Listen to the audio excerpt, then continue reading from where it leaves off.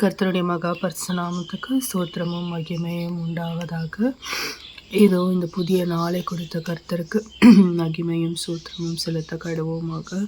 காலை பொழுதில் கூட தேவன் அவரை குறித்து தியானிக்கவும், அவருடைய வார்த்தைகளையும் அவர் விவரித்த பெண்களை குறித்து தியானிக்கவும் கர்த்தர் பாராட்டின் இந்த தயவுக்காக, இரக்கத்திற்காக அவருக்கு நன்றி செலுத்த கடமைப்பட்டு இருக்கிறோம். அவர் கொடுத்த இந்த நாளில் கூட அவருக்கு உகந்ததை செய்யவும், அவருக்கு சித்தமானதை செய்யவும் அவர் நம்மளுக்கு கற்றுத்தரும்படியாக நம்ம காலை பொழுதில் ஜெபிச்சு ஒவ்வொரு நாளும் தொடங்க கிருபை உள்ளவர்களாக இருக்க வேண்டும். ஸோ இந்த நாள் வரையில் கூட நம்ம வேதத்தில் உள்ள பெண்களை குறித்து தியானித்து வருகிறோம். இதுவரையிலும் 16 பெண்ணை குறித்து தியானித்து வந்திருக்கிறோம். நேற்றைய தினத்தில் கூட 16வது பெண்ணாக மரியாளை குறித்து தியானித்தோம். கன்னியான மரியாள் கருவுற்று மெசியாவை பெற்றெடுத்த வாக்குத்தத்தங்கள் எல்லாத்தையும் நம்ம தியானித்தோம். இன்றைய நாளில் கூட நமக்கு மிகவும் தெரிந்து கொள்ளப்பட்ட 17வது பெண்ணாக வேதாகமத்தில் குறிப்பிடப்பட்டுள்ள பெண் யாருன்னு பார்த்தோம்னா எலிசபெத் சகரியா நம்ம அனைவருக்கும் தெரிந்த, பல இடங்களில் பிரசங்கிக்கப்பட்டு கேட்கப்பட்ட பெண்ணாக இருக்கிறாங்க. இந்த எலிசபெத் ஆரோனின் வம்சத்தை சேர்ந்தவர். இவரது கணவர் சகரியா, அவர் ஒரு ஆசாரியார். இவங்க பண்புகள் வேதாகமும் இவர்களை தேவனுக்கு முன்பாக நீதிமான்கள் என்றும், கர்த்தருடைய கட்டளையின்படி குற்றமற்றவர்களாய் நடந்தார்கள் என்றும் குறிப்பிடுகிறது. பண்புகள் வேதாகமே இவர்களுக்கு சாட்சியாக இவர்களை ஒரு நீதிமான்களாகவும், கர்த்தருடைய கட்டளையின்படி குற்றமற்றவர்களாய் நடந்தார்கள் என்றும் குறிப்பிடுகிறது. சவால் இப்படி நீதிமான்களாய் இருந்த இவர்களுக்கும் ஒரு சவால் இருந்தது. அதுதான் இவர்களுக்கு நீண்ட காலமாக குழந்தை பேர் இல்லாமல் இருந்தனர் மற்றும் முதிர் வயதையும் அடைந்தனர். ஸோ வேதாகமே இவங்களை பற்றி நீதிமான்கள், கர்த்தருடைய கட்டளையின்படி குற்றமற்றவர்களாய் நடந்தார்கள் ஒரு சாட்சியை அளிக்கிறது. இன்னைக்கு நம்ம யோசிக்கும் போது நம்ம எத்தனை பேரை நம்ம நமக்கு சாட்சியாக கடவுள் நமக்கு பிரியமாக, இது எனக்கு பிரியமான மகள், இவங்க குற்றமற்றவர்களாக நடக்கிறாங்கன்னு சொல்ல முடியும். இந்த உலகத்தரமான பாவத்தில் நிறைய நம்ம ஈடுபட்டு வருகிறோம். ஆனாலும் பாவிகளை நேசிக்கக்கூடிய தேவன் நம்மளை இன்னும் நேசித்து வழிநடத்தி வராரு. அப்படி இருக்கும்போது நம்மளால நீதிமான்களாக இருக்க முடியாது. அட்லீஸ்ட் நம்ம பாவங்கள் பண்ணாமல் அவர் கட்டளையின்படி நடக்க நம்ம தீர்மானித்து அவருக்கு உகந்ததை செய்ய அவர் கற்றுக் கொடுக்கும்படி அவரிடம் கேட்கும்போது அவர் நமக்கு கற்றுக் கொடுப்பார்.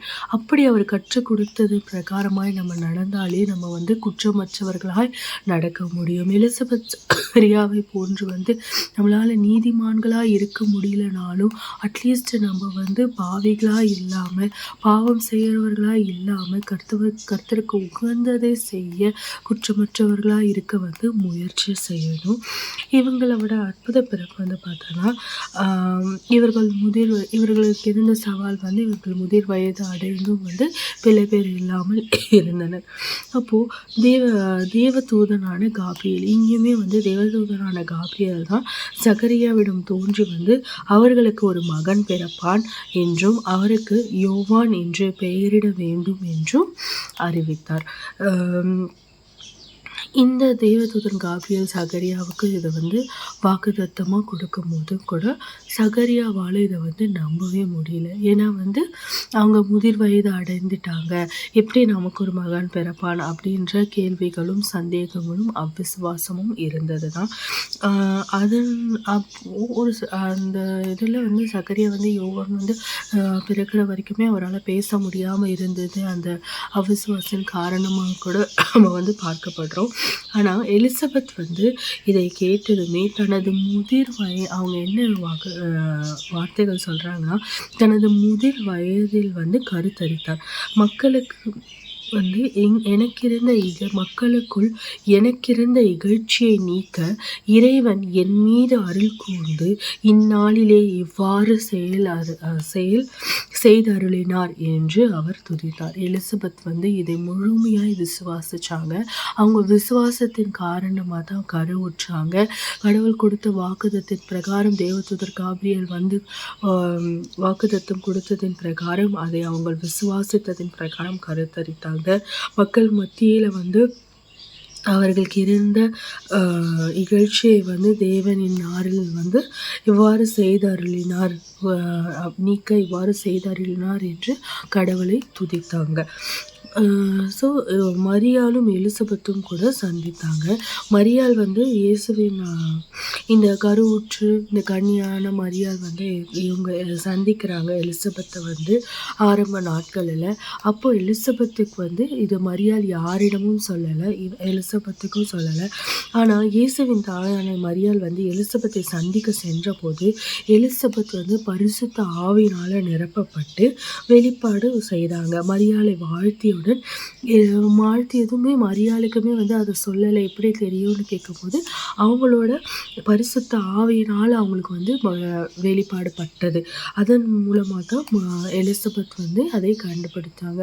இது ஆரம்ப காலம். மரியாளுக்கு கருவுற்ற ஆரம்ப காலத்தில் அவங்க வந்தபோது அவங்க ஒரு வார்த்தையும் உச்சரிக்காத போது யாரும் சொல்லப்படாத போதும் எலிசபெத்தால் ஆவியினால் நிரப்பப்பட்ட பரிசுத்த ஆவியானவர் அவங்களுக்கு உணர்த்தினாங்க. அந்த அளவுக்கு அவங்க தேவனோட ஒன்றிணைந்து தேவனுக்கு மகிமையாய் உத்தமமாய் நடந்ததன் பிரகாரம் அவங்களுக்கு அந்த வெளிப்பாடு வந்தது. மரியாளை வாழ்த்தியதுமே நம்ம பைபிளில் பார்க்கும்போது மரியாளை வாழ்த்தியதும் எலிசபெத்தின் வயிற்றில் உள்ள குழந்தை மகிழ்ச்சியால் துள்ளிற்றான். அந்த மகிழ்ச்சியால் துள்ளிச்சு அப்படின்னு பைபிளில் சொல்லப்பட்டிருக்கு. ஸோ விசுவாசம் எலிசபெத் மரியாளை என் ஆண்டவருடைய தாய் என்று அழைத்து மரியாளின் விசுவாசத்தை பாராட்டினார். இங்கே எதுவும் சொல்லாத போது பரிசுத்த ஆவியானவர் எலிசபெத்துக்கு உணர்த்தினாங்க. அந்த உணர்த்தியதன் பிரகாரம் மரியாளுக்கு வாழ்த்தும் சொல்லினாங்க. பின்பு ஆண்டவருடைய தாய் என்று அவரை போற்றி அவரை அவங்களுடைய விசுவாசத்தை அவர்கள் பாராட்டினாங்க. இந்த எலிசபெத் காத்திருப்புக்கு கிடைத்தது தான் யோவான் ஞானஸ்தகர் தி பேப்டிஸ்ட், ஜான் தி பேப்டிஸ்ட் தான் எலிசபெத்துக்கு பிறந்த குழந்தை. அந்த குழந்தையை கடவுள் எவ்வாறு ஆசீர்வதிக்கிறார், இயேசுபாவுக்கே ஞானஸ்தானம் கொடுக்குற அளவுக்கு அவங்களோட ஜான் தி பேப்டிஸ்ட் உயர்த்தப்பட்டார் அப்படின்னு நம்மளால பார்க்க முடியுது. இயேசுவுக்கு ஞானஸ்தானம் கொடுத்ததே ஜான் தி பேப்டிஸ்ட். ஸோ யோவான் ஞானஸ்தகர் தான் கொடுத்தாங்க. ஆனால் கடவுளுக்காக காத்திருப்பது மனதை நம்மளோட காத்திருப்பு சம்டைம்ஸ் நம்ம மனதை இறுக பண்ணும், நம்மளை டிப்ரெஷனில் தள்ளும், நம்மளை சோதனைக்கு உட்படுத்தும், அநேக காரியங்களை நமக்கு யோசிக்க தோன்றும். ஆனாலும் நம்ம தேவனை மாத்திரம் விசுவாசித்து கொண்டு இருந்தால் தேவன் நம்ம மனசை லகுவாக மாற்றுவார். இருக்கிற மனதை லகுவாக மாற்றி தருவார். காத்திருப்பு இருதயத்தை கடினப்படும். ஆனால் வேண்டியது வரும்பொழுதும் வருத்தப்போம். வேண்டியது வரும்பொழுது நம்ம மனசு மிகுந்த ஆனந்த களிப்படையும். ஸோ இந்த காத்திருப்பை குறித்து நம்ம அதனால் துக்கிக்காம அதன் முடிவில் கடவுள் நமக்காக வைத்திருக்கிற காரியத்தை குறித்து நம்ம யோசித்து அதை குறித்து தியானித்து அதை மாத்திரம் நம்ம மனசில் வைத்து கொண்டு நடந்தோமானால் இதை சுலபமாய் கடக்க தேவன் நமக்கு அருள் புரிவார். சகரியா நம்பலை. அவன் விசுவாசியாக நீதிமானாக இருந்தாலும் அந்த வேளையில் அவருக்குள்ள சந்தேகங்கள் ஏற்பட்டதால் தான் யோவான் ஞானஸ்தகர் பிறக்கிற வரைக்குமே சகரியாவால் பேச முடியாமல் இருந்ததுன்னு குறிப்பிடப்பட்டுள்ளது. ஆனால் எலிசபெத் அப்படி இல்லாமல் ஒரு வார்த்தையும் கூட கடவுளிடத்துல அவங்க திருப்பி கேட்கவோ இது பண்ணவோ இல்லை. சாராளை பார்க்கும்போது கூட நம்ம சாராள் கர்ப்பம் செத்து போயிருந்தப்போ கூட தேவன் சொல்லியப்போ சாராள் நகைத்தாங்க. ஆனால் எலிசபெத் அந்த காரியத்தை கூட பண்ணலை. ஒரு நிமிஷம் கூட யோசிக்காம கடவுள் கொடுப்பாரு அப்படின்னு முழுமையாய் விசுவாசத்தின் பிரகாரமாக தான் விசுவாசத்தினால தான் அவருக்கு கர்ப்பம் தரித்த பின்பும் அவர் அது தரித்த பின்பும் கடவுளை துதித்து பாடினாங்க. துதித்து பாடியதன் பிரகாரம் தான் கடவுள் அவங்க கருவுல இருக்கிற குழந்தையை முன்னமே முடிவு செஞ்சாரு. அதற்கு யோவான் என்று பெயரிடணும். யோவான் அப்பவே தீர்க்கதரிசனம். அவர் கடவுளுக்கு தெரியும். அவர் திட்டம் தீட்டி வைத்திருந்தார். இயேசுவுக்கு அவர் தான் ஞானஸ்தானம் கொடுப்பார். அந்த அளவுக்கு உயர்த்தப்பட்டவர் தான் ஜான் த பேப்டிஸ்ட். இந்த காத்திருந்து முதிர் வயதில் பெற்றிருந்தாலுமே அந்த காத்திருப்புக்கான வந்த பரிசு மிகவும் அற்புதமாய் ஆசீர்வதிக்கப்பட்டதை நம்மளால் பைபிளில் பார்க்க முடியுது. சகரியாவும் எலிசபெத்தும் தங்களுக்கு ஒரு பிள்ளை பிறக்குமா என்று யோசித்து கொண்டிருந்த போது, வேதனைப்பட்டு கொண்டிருந்த போது, கடவுள் ஒரு பிள்ளையும் கொடுத்து அந்த பிள்ளையை பிற்காலத்தில் ஒரு பெரிய பேப்டிஸ்ட் ஆக்கி அதுக்கு மேசியாவன் ஏசப்பாவுக்கே பேப்டிஸ்ட் கொடுக்கிற அளவுக்கு கடவுள் உயர்த்தியதை இந்த இடத்துல நம்மளால பார்க்க முடிகிறது. இதற்கு மூளை காரணமாக இருப்பது விசுவாசம் மாத்திரமே. அவங்க உலகத்தரமான காரியங்களை நம்பல. இயேசுவை மாத்திரம், பிதாவை மாத்திரம் விசுவாசிச்சாங்க. அவர் கொடுத்த அந்த வாக்குத்தத்தம், அந்த வார்த்தையை முழுமையாய் விசுவாசிச்சதன் பிரகாரமாய் தான் கடவுள் அவர்களை அவ்விதமாய் ஆசீர்வதிக்கப்பட்டார். இன்றும் அவர்களை நம்ம ஒரு சாட்சியாய் எடுத்து நம்ம வாழ்க்கையில நினைத்து பார்க்கக்கூடிய அளவுக்கு கடவுள் விசேஷ விதமாய் அவர்களை ஆசீர்வதித்தார். நம்ம நிறைய இடத்துல நம்மளால பார்க்க முடியுது. காத்திருப்பு கடினமா இருக்கும். ஆனால் அந்த முடிவு சம்பூர்ணமாய் கடவுள் விளங்க பண்ணுவாரு. அன்னாளை கூட நம்ம அன்னாளை குறித்து கூட பார்த்தோம். அன்னாளின் அன்னாளுடைய கண்ணீரை தேவன் ஆனந்த களிப்பாய் மாற்றினார்ன்னு கூட நம்மளால் பார்க்க முடியுது. ஸோ அன்னாளை குறித்து இன்னும் நாளைக்கு நம்ம தியானிக்க இருக்கிறோம். இன்றைய இந்த எலிசபெத் குறித்து நம்ம பார்க்கும்போது அவங்களுடைய மன வேதனை, அவங்க நீதிமானாக இருந்தாங்க, கடவுளுக்கு உகந்ததை செஞ்சாங்க, கடவுள் முன்னாடி குற்றமற்றவர்களாக இருந்தாங்க. அப்படி இருந்தும் கடவுள் அவங்களுக்கு ஒரு சோதனையை அனுபவிக்க அனுமதிச்சாங்க. அந்த சோதனையின் முடிவில் அவங்க ஆனந்த களிப்போடு இருக்கவும், பிற்காலத்திலும் அந்த சோதனைக்கு கிடைத்த பரிசு ஆசீர்வதிக்கப்பட்டதாகவும் விசேஷிக்கப்பட்டதாகவும் யாருக்கும் கிடைக்காத ஸ்லாக்கியமான தேவகுமாரனுக்கு ஞானஸ்தானம் கொடுக்கிற ஒரு ஸ்லாக்கியத்தை கடவுள் உண்டு பண்ணினாருன்னு நம்மளால பார்க்க முடியுது. அதே போலதான் நம்ம அவ்வளோ நீதிமானா இருக்கிற அவங்களுக்கே அவ்வளோ சோதனைகளும் அவ்வளோ கஷ்டங்களும் இருக்கும்போது நம்மளாம் ஏமாத்துறோம். நம்ம உலகத்தரமான வாழ்ந்துக்கிட்டு உலகத்தரமான பாவங்களை பண்ணவங்க தான் நம்ம மனம் திரும்பி இருக்கலாம், பாவம் மன்னிப்பு அடைஞ்சிருக்கலாம். அப்படி இருந்துமே கடவுள் நம்மளை ஒரு சோதனைக்கு உட்படுத்தி ஒரு காத்திருப்புக்கு உட்படுத்துறாருன்னா அவர் நம்மளை கொண்டு வைத்திருக்கிற திட்டம் பெரிதாக இருக்கிறதுன்றதை நம்ம விசுவாசிக்கணும். அவரை மாத்திரம் நம்ம விசுவாசிச்சு நம்ம இருக்கும்போது தேவன் மீதி காரியங்களை அவர் நேர்த்தியாய் செய்து முடிப்பார். இதற்கான பலன் நம்மளுக்கு ஆசீர்வாதமான பலனாய் தான் வருமே தவிர அவரை நம்பின நம்ம ஒருபோதும் வெட்கப்பட்டு போவதில்லை என்பதை நம்ம முழுமையாய் விசுவாசிக்கும் போது தேவன் நம்மோடு இருந்து நம்ம வழிநடத்துவார். இந்த எலிசபெத்தின் வாழ்விலிருந்து நம்ம கற்றுக்கொள்ள வேண்டிய பாடங்கள் பார்த்தோம்னா, தேவனுடைய நேரத்திற்காக காத்திருத்தல், அவசரப்படாமல் தேவனுடைய நேரத்திற்காக நம்ம காத்திருக்கணும். சோதனையிலும் நீதிமானாய் வாழ்தல். அவங்களுக்கு சோதனை இருந்துமே அவங்க நீதிமானாய் குற்றமற்றவர்களாய் வாழ்ந்தாங்க. என்னடா நம்ம நீதிமானா இருக்கோம், இதுவாக இருக்கும், ஆனாலும் நம்மளுக்கு இவ்வளோ சோதனை, இவ்வளோ பிள்ளை, இவ்வளோ நிந்தை, இவ்வளோ அவமானம், நம்ம எதுக்கு நீதிமானா இருக்கணும் அப்படின்னு அவங்க ஒரு நொடி பொழுதுல கூட யோசிக்காம சோதனையிலும் நீதிமானாய் வாழ்ந்தாங்க. பிறருடைய ஆசீர்வாதத்தால் மகிழ்ச்சி அடைதல். மரியாளோட ஆசீர்வாதத்தை அவங்க பரிசுத்தத்தால் அவங்க உணரப்பட்டு அவங்களுக்காக இவங்க மகிழ்ச்சி அடைஞ்சாங்க. தேவனுடைய என்னுடைய ஆண்டவருடைய தாய் என்று அவங்களை போற்றி அவங்களோட ஆசீர்வாதத்தில் மகிழ்ச்சி அடைந்தாங்க. பரிசுத்த ஆவியின் வழி நடத்துதல். பரிசுத்த ஆவி அவங்களை நித்தம் வழி நடத்தியதுனால தான் மரியாள் வந்தபோது அவங்களால பரிசுத்த ஆவினால் உணர்த்தப்பட்டாங்க. அது ஒரு விசேஷத்த ஞானம். அந்த ஞானம் அவங்களுக்கு கொடுக்கப்பட்டிருந்தது. பரிசுத்த ஆவியினுடைய வழிநடத்தல் இருந்ததால தான் அவங்க வெற்றிகரமாக அவங்களோட வாழ்க்கையை அவங்களால செயல்படுத்த முடிஞ்சது. கீழ்ப்படிஞ்சது. விசுவாசத்தின் வல்லமை. விசுவாசத்தின் வல்லமையின் பரிசு தான் யோவான் ஞானஸ்தகர். யோவான் ஒரு விசுவாசத்தின் வல்லமையினாலும் விசுவாசமாய் இருந்ததின் பலனாலும் வந்ததுதான். அர்ப்பணிப்பு மற்றும் கீழ்ப்படிதல். அவங்க தேவனுக்காக தன்னை அர்ப்பணிச்சாங்க. தேவனுக்கு கீழ்ப்படிஞ்சாங்க. அந்த முதிர் வயதுலையும் அவங்க நீ பிள்ளை உங்களுக்கு ஒரு பிள்ளை பிறக்கும், அதுக்கு ஜான்னு பெயரிடுங்க, யோவான்னு பெயரிடுங்கன்னு சொல்லும் போது சகரியாவுக்கு அந்த சந்தேகம் இருந்தாலும் எலிசபெத் ஒரு நொடி கூட சந்தேகிக்கல. அவங்க முழுமையாய் தன்னை அர்ப்பணித்து தேவனுக்கு கீழ்ப்படிஞ்சதின் பலனாதான் கடவுள் அவங்களுக்கு யோவான் ஞானஸ்தகரை கொடுத்து தேவகுமாரனுக்கே ஞானஸ்தானம் கொடுக்க தேவன் கிரியை பண்ணினாருன்னு நம்ம பார்க்க முடியுது.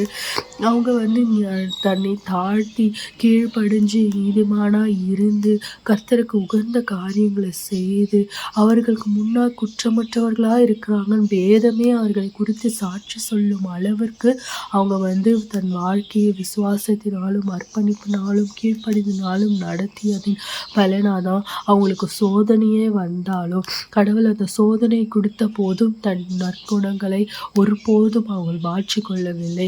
அவங்களுக்கு இருந்த அந்த குணாதிசயத்தை ஒருபோதும் மாற்றிக்கொள்ளாமல் சோதனையிலையும் அந்த குணாதிசயங்களை அவங்க பின்பற்றி வெற்றி கண்டதன் நோக்கமாக தான் கடவுள் அவங்களை யோவான் ஞானஸ்தகரை கொடுத்து ஆசீர்வதித்தார். இன்றும் கூட நம்ம வாழ்க்கையில் நம்மளுக்கு பல சோதனைகள் ஏற்படலாம், பல பிரச்சனைகள் வரலாம், இவ்வளோ காத்திருப்பு இருக்கலாம். நம்ம மனசு சளிப்படைஞ்சு என்னடா நம்ம இவ்வளோ ஜாப் பண்ணுறோம், இவ்வளோ பைபிள் வாசிக்கிறோம், இவ்வளோ பண்ணுறோம், ஆனாலும் நமக்கு நம்ம கேட்குறது நடக்கலை, நம்ம கேட்குறது கடவுள் கொடுக்கல அப்படின்னு ஒரு மனபாரமும் மனக்கசப்பும் ஏற்படலாம். ஆனாலும் அது நடக்கலைனாலும் கடவுள் ஏற்ற வேலையில் ஏற்றதை செய்ய வல்லவராக இருக்கிற தேவனாக இருப்பதனால நம்ம அவர்கிட்ட கையில் ஒப்படைச்சிட்டு நம்ம வாழ்க்கையை நம்ம சிறு சிறப்புமாக அவருக்கு கீழ்ப்படிச்சு அவருக்கு அர்ப்பணித்து அவருக்கு உகந்ததை செய்து வந்தோன்னா தேவன் அதன் காலத்தில் அதன் காரியத்தை நேர்த்தியாய் செய்து முடிக்க வல்லவராக இருக்கிறார். நிச்சயமாய் அவர் செய்வார். இந்த காத்திருப்பு ஒரு யோவானை போல ஒரு பரிசை கொடுப்பதற்காக தான் கடவுள் நம்மளை காத்திருக்கிற வைக்கிறார். ஏதோ ஒன்று கொடுத்துட்டு போகணுன்றது இருந்துச்சுன்னா அவர் எப்பயோ கொடுத்திருப்பார். ஆனால் விசேஷ விதமாய் நம்மளை ஆசீர்வதிக்க காத்திருக்கிறார் கடவுள். விசேஷத்தினால் ஒரு யோவானை போல ஒரு பரிசை யோவான் தேவகுமாரனுக்கே பேப்டிசம் கொடுக்கிற ஒரு குமாரனை கொடுக்க தான் சகரியாவே எலிசபெத்தையும் காத்திருக்க வைத்தார். அவங்க அந்த சோதனையிலும் எலிசபெத் தன்னை தாழ்த்தி கொண்டு தேவனுக்கு அர்ப்பணித்து அவன் நீதிமானாய் நடந்ததின் பிரகாரத்தினால தான் உலகத்தை விசுவாசிக்காமல் தேவனை விசுவாசத்தின் காரணமாக தான் அவங்களுக்கு யோவான் என்ற ஒரு ஞானஸ்தகர் கொடுக்கப்பட்டார். அவங்க உலகத்தை தேடி ஓடி இருந்தாங்கன்னா அந்த ஆசீர்வாதம் அவங்களுக்கு இருந்திருக்காரு. அதே போல தான் நம்மளும் அவசரப்படாமல் தேவனை மாத்திரம் நம்ம நோக்கி நம்ம அர்ப்பணித்து காத்திருந்தோமானால் தேவன் நிச்சயமாய் நம்மளை ஒரு முடிவு ஒரு ஆசீர்வாதம் சம்பூர்ணமாய் வைத்திருக்கிறார். அதை நம்ம விசுவாசிக்க ஆரம்பிக்கும் போதே தேவன் அதை நம்ம தந்துடுவார். விசுவாசத்திற்கு இடம் கொடாமல் தேவனுக்கு கீழ்ப்படிஞ்சு அவருக்கு அர்ப்பணிச்சு நம்ம நடக்கும் போது தேவன் யோவான் ஞானஸ்தகரை கொடுத்து எலிசபெத்தையும் சகரியாவையும் ஆசீர்வதித்தது போல நம்மளையும் நிச்சயமாய் ஆசீர்வதிப்பாருன்னு நம்ம விசுவாசிக்கணும். நம்ம பண்ண வேண்டிய காரியம் ஒன்று அவர்கிட்ட நம்ம வாழ்க்கையை அர்ப்பணிச்சுட்டு அவருக்கு கீழ்ப்படிஞ்சு அவர் காட்டுற வழியில் நடந்தால் போதும். தேவன் மீதியானதை அவர் பார்த்து கொள்வார். ஜெபிக்கலாம். ஏற்றும் இன்றும் மாறாத நல்ல தகப்பனே, அப்பா இதோ இந்த காலை வேலைக்காக கூட ஜெபிக்கிறோம். அப்பா இந்த காலை பொழுதுல கூட அப்பா நீர் எங்களுக்கு கூட பேசின கிருபைக்காக நன்றி. அப்பா நீர் எங்களுக்கு அப்பா எலிசபெத்தை குறித்து எங்களுக்கு நீர் சொன்ன செய்திக்காய் நன்றி தகப்பனே. அப்பா இது என்னோட வார்த்தை அல்ல அப்பா, உம்மோட வார்த்தைகள் அப்பா. இதோ காத்திருக்கிற எத்தனையோ பேர் இருக்கலாம் அப்பா, மனது இறுக்கமாகி போய் இருக்கலாம் அப்பா. அவங்களை நீர் தொடும், அவங்களை நீர் ஆசீர்வதியும், அவங்களை மனதை நீர் லகு லகுவாய் மாற்றுங்க அப்பா. அப்பா உங்க மனதை இலக பண்ணுங்க தகப்பனே. என் தேவன் நீர் துணை நிற்கிறீர் என்ற விசுவாசம் எங்க ஒவ்வொருத்தருக்கும் இருக்க கிருபை பாராட்டுங்க ராஜா. அப்பா நாங்கள் உலகத்தை குறித்து அப்பா உலக நிந்தையும் அப்பா உலக அவமானத்தையும் குறித்து நாங்கள் பயப்படாமல் அவை அனைத்தை காட்டிலும் என் தேவன் பெரியவர் என்பதை நாங்கள் உணர்ந்து நித்தம் அப்பா உமக்கு கீழ்ப்படிஞ்சு உமக்கு அர்ப்பணிச்சு நடக்க கிருபை பாராட்டுங்க ராஜா. அப்பா காத்திருந்ததன் பயனாக யோவான் ஞானசேகரை சகரியாக்கும் எலிசபெத்துக்கும் தந்த தேவன் அப்பா எங்களுக்கும் நீர் தர வல்லவராய் இருக்கிற தயவுக்காய் உமக்கு நன்றி அப்பா. எங்களுக்கும் நீர் வைத்திருக்கிற ஆசீர்வாதம் எங்களை கொண்டு நீர் வைத்திருக்கிற திட்டம் பெரிதா இருக்கிற தயவுக்காய் நன்றி அப்பா. அப்பா நாங்கள் சிறிய திட்டத்தை பிடித்து கொண்டு இருக்கலாம் அப்பா, ஆனால் எங்கள் தேவன் நீர் அப்பா எங்களுக்காய் வைத்திருக்கிற காரியம் பெரிதாய் இருப்பதை நாங்கள் உணர்ந்து அப்பா அதற்கு வழியாய் அப்பா அதற்கு தடையாய் எங்கள் பாவங்கள் இருக்குமானால் அதை மன்னித்து ராஜா. அப்பா உம்முடைய நாம மகிமைக்கென்று உம்முடைய ஆவிக்குரிய ஞானத்தினால் எங்களை நிரப்பி உன் திட்டத்தின்படி நாங்கள் செயல்பட எங்களுக்கு உம்முடைய ஞானத்தை எங்களுக்கு தந்தருளுங்க அப்பா.